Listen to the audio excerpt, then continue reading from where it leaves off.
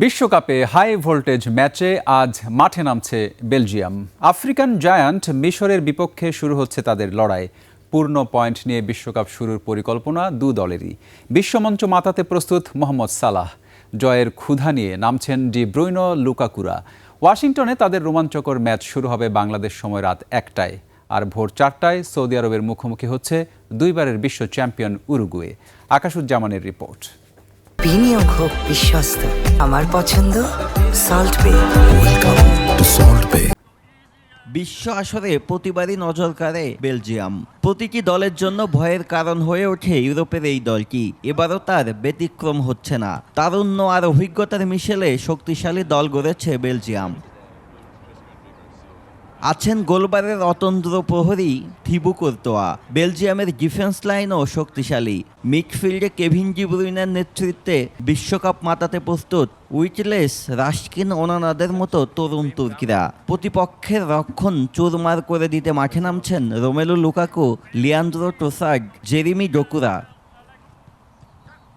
এই দল নিয়ে বিশ্বজয়ের বাজি ধরতেই পারেন head coach Rudi Garcia. Match পূর্ববর্তী সংবাদ সম্মেলনে তারই আভাস দিয়েছেন এই কোচ। Ou aller loin en Ligue des Champions ou en Ligue Europa comme ça m'est arrivé puisqu'on a joué une finale. তবে আত্মবিশ্বাসের জোয়ারে ভাসতে চান না তিনি। মিশরকে শক্তিশালী প্রতিপক্ষ মেনে শিষ্যদের সর্বোচ্চটা দেওয়ার পরামর্শ দিয়েছেন Garcia. L'émotion, elle est déjà là au début de la Coupe du Monde, en voyant les premiers matchs, en voyant les matchs d'ouverture. Et surtout en étant sur place ici à Seattle avec mes joueurs. Après l'émotion, il ne faut pas non plus... ইউরোপের giant বেলজিয়ামের জন্য কাজটা সহজ হচ্ছে না। Africa অঞ্চল থেকে বিশ্বকাপ বাছাইয়ে রেকর্ড গড়েছে মিশর। তাদের গ্রুপ থেকে সেরা হয়ে এসেছে মূল পর্বে। মোহাম্মদ সালাহ, এল শেনওয়ারির মতো ফুটবলারদের নিয়ে আত্মবিশ্বাসী মিশর কোচ।